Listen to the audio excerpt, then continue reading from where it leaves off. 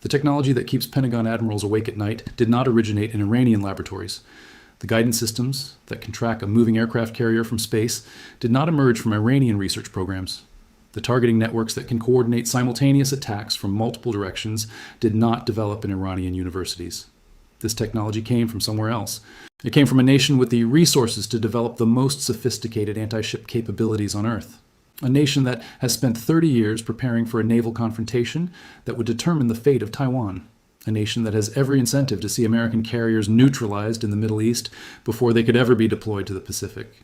The kill switch deal that intelligence analysts have been warning about for years appears to have been consummated, not in a single dramatic transfer that would trigger sanctions and international condemnation, but gradually, quietly, through technology partnerships and joint ventures and military cooperation agreements that individually seem innocuous, but collectively have transformed Iran from a nation with aspirational anti-ship capabilities to a nation that can credibly threaten to sink the most powerful warships ever built.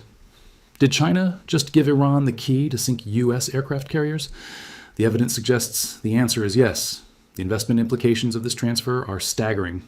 The security architecture that has guaranteed oil flows for 50 years may have just been rendered obsolete by a partnership that the mainstream media has barely covered and that financial markets have completely ignored. Ladies and gentlemen, welcome to Empire Economics. Before we dive into the kill switch deal and its implications for your investments, I need you to drop a comment below telling me where you're watching from today. Are you in the United States, whose naval supremacy faces its most serious challenge since World War II? Are you in Europe, whose energy security depends on shipping lanes that this technology could close? Are you in Asia, where the same capabilities threatening American carriers in the Gulf could threaten them in the Taiwan Strait? Are you in the Middle East, where the regional balance of power is being transformed by technology transfers that are occurring right now? I want to understand who is receiving this analysis, because its implications differ dramatically based on your location and your investment exposure to the American security architecture that is being undermined. Today, I'm going to walk you through exactly what capabilities China has transferred to Iran, documenting the technology partnerships that have been hiding in plain sight while analysts focused on nuclear negotiations. I'm going to explain why China made this transfer, revealing the strategic logic that makes Iranian carrier-killing capability serve Chinese interests in ways that extend far beyond the Middle East. I'm going to show you how this kill switch technology works, explaining the targeting, guidance, and coordination systems that transform anti-ship missiles from threats into carrier killers. And I'm going to connect all of this to the investment implications, showing why the kill switch deal confirms and accelerates every thesis about oil vulnerability, dollar decline, and precious metal strength that we have been developing on this channel. The key has been handed over. The locket opens as American naval dominance. Let me show you what this means for your wealth. You need to understand what the kill switch actually is, because the terminology reveals capabilities that most investors have never considered. The challenge in sinking an aircraft carrier is not building a weapon large enough to damage it. The challenge is hitting it. A carrier is a moving target that travels at speeds exceeding 30 knots and can change direction unpredictably. It operates with a screen of escort vessels that provide layered defense against incoming threats. It is protected by aircraft that establish air superiority over hundreds of miles of ocean. It carries electronic warfare systems that can jam guidance signals and decoy incoming missiles. Hitting a carrier requires solving an enormously complex targeting problem that integrates satellite reconnaissance, over-the-horizon radar, real-time data fusion, and terminal guidance that can find and track the carrier in the final seconds before impact. This targeting kill chain has been called the kill switch because it is the critical enabler that makes anti-ship weapons effective. Without it, missiles fly toward coordinates where the carrier was when the targeting data was collected, not where it is when the missiles arrive. The carrier moves, the missiles miss, the threat is neutralized. China has spent 30 years developing kill switch capabilities because Taiwan scenarios require them to hold American carriers at risk. The DF-21D anti-ship ballistic missile, which Western analysts have called the carrier killer, depends on kill switch technology to function. The satellites that track carrier movements, the radars that provide targeting updates, the data links that coordinate multiple weapons against a single target, these systems represent China's most significant investment in anti-access/area denial capabilities. The technology is sophisticated, classified, and represents a crown jewel of Chinese military development. Transferring it to Iran would seem unthinkable, except it is happening. The evidence for technology transfer comes from multiple sources that together paint a picture that is difficult to explain any other way. Iranian anti-ship missiles have demonstrated accuracy improvements over the past 5 years that exceed what their indigenous development programs could produce. The terminal guidance systems recovered from missiles fired at targets in Yemen and elsewhere show components that match Chinese manufacturing signatures.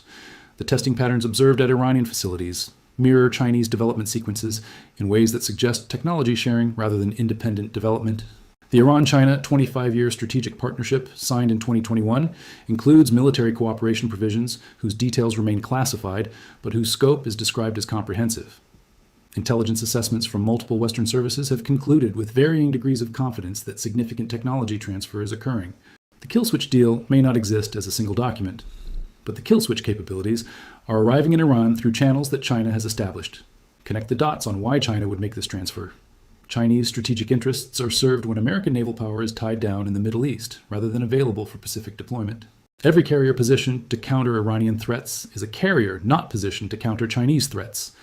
Every escort vessel protecting Gulf shipping lanes is an escort vessel not protecting Taiwan approaches. Every missile expended against Iranian drones or cruise missiles is a missile not available for Pacific contingencies. Chinese strategists understand that American naval resources are finite, and that stretching them across multiple theaters degrades capability in each. Making Iran a more credible threat to American carriers accomplishes Chinese objectives without requiring Chinese forces to fire a shot. The second Chinese interest involves establishing precedent for challenging American naval dominance without direct confrontation. If Iranian capabilities can threaten carriers successfully, the myth of carrier invincibility is shattered. The psychological impact extends far beyond the Middle East. Every nation that has assumed American carriers could operate with impunity in their coastal waters must reconsider. Every ally that has depended on carrier presence for security must reassess. Every adversary that has been deterred by carrier capability is now less deterred. China benefits from the demonstration effect even if Chinese forces never engage American carriers directly. Iranian success proves the concept. Chinese capabilities, which are more sophisticated than Iranian capabilities, become even more credible. The third Chinese interest concerns the global energy architecture that carriers have protected. China imports approximately 11 million barrels of oil daily, much of it through the same Gulf choke points that American carriers have secured.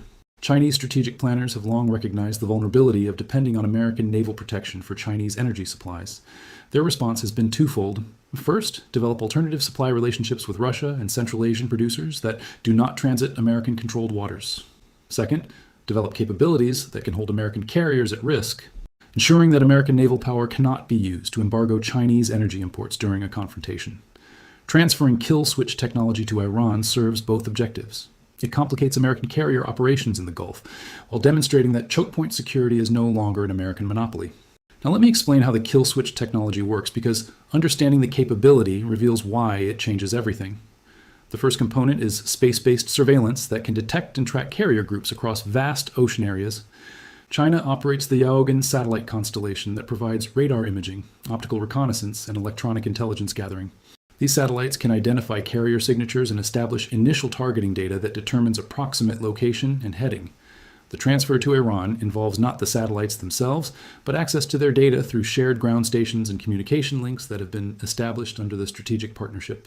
The second component is over-the-horizon radar that can track carrier movements at ranges exceeding 1,000 kilometers.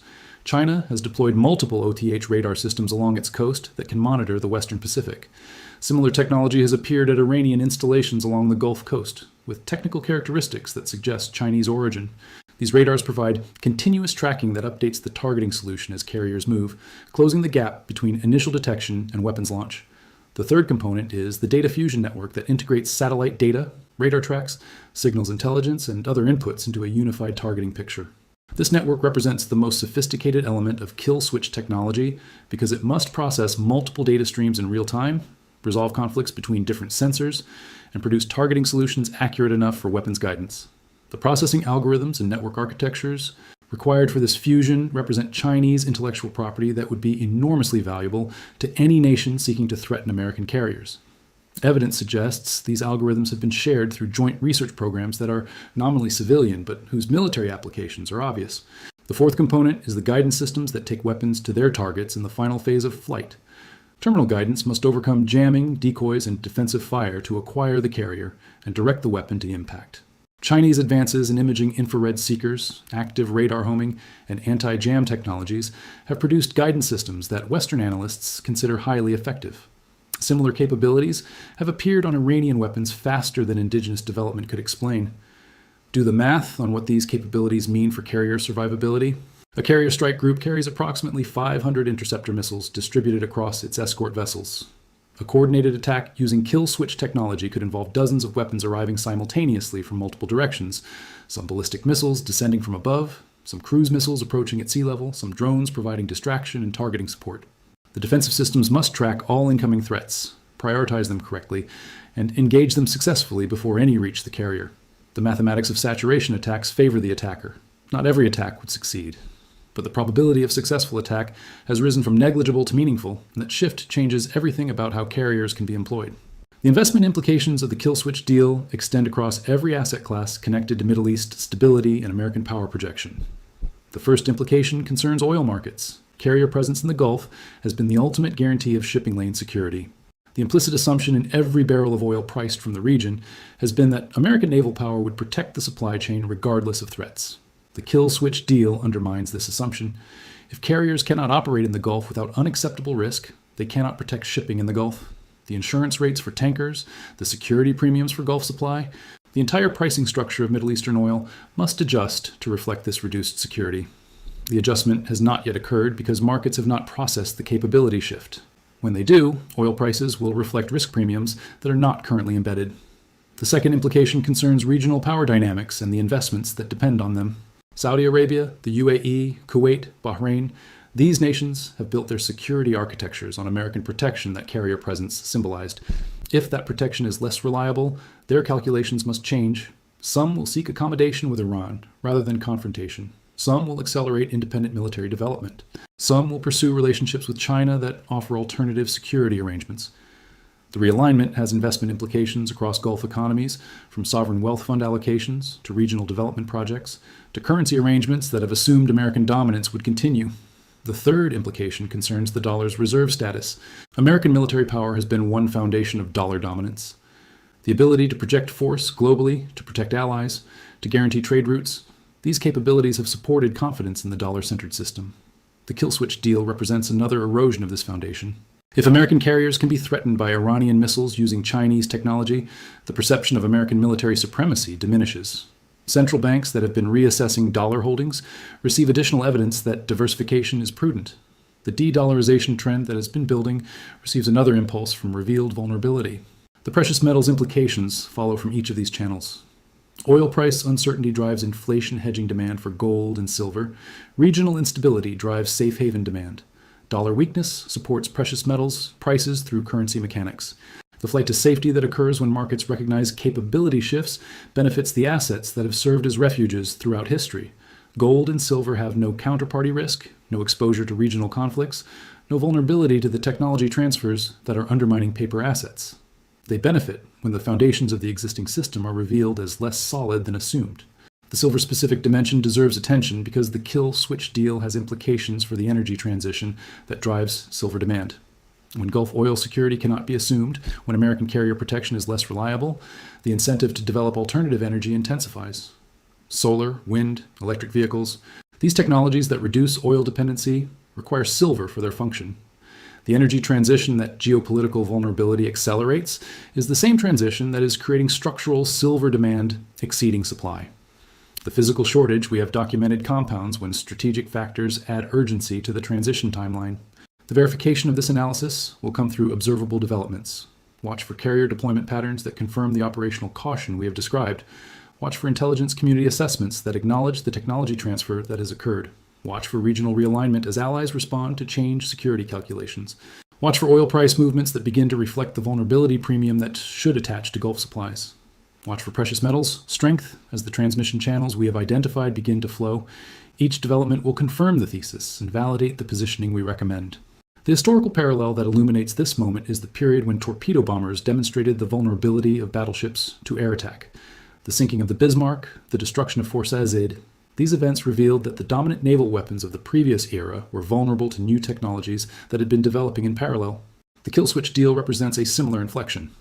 The aircraft carrier that has dominated naval warfare for 80 years faces technologies that can threaten it in ways that change its utility. The nations that recognize this shift earliest will position most effectively for what follows. The timeline for these implications to materialize depends on events that cannot be predicted. Any incident that demonstrates kill switch effectiveness, any confrontation that reveals carrier vulnerability, any conflict that shows the technology transfer in action, these would cause rapid market adjustments. Those positioned in advance capture the adjustment. Those positioned after pay higher prices for the same protection. The window for positioning is now, while markets have not processed the capability shift, while precious metals are available at prices that do not yet reflect the risks we have described. This is empire economics. The kill switch deal appears to have given Iran the technology to threaten American aircraft carriers using capabilities that China developed for Pacific contingencies. Satellite targeting, over-the-horizon radar, data fusion networks, and advanced guidance systems have been transferred through channels that serve Chinese strategic interests while transforming Iranian military capability. The implications for oil security, regional stability, dollar reserve status, and precious metals prices are profound. Markets have not processed this shift. The opportunity to position before they do exists now, but will not exist indefinitely. Share this video with everyone who needs to understand how technology transfer creates investment implications. Subscribe to this channel for continued analysis as the kill switch capabilities are demonstrated and markets adjust. Like this video so the algorithm shares it with others seeking truth beyond mainstream narratives. The key has been handed over. The locket opens is American naval dominance. Position yourself accordingly. I will see you in the next analysis.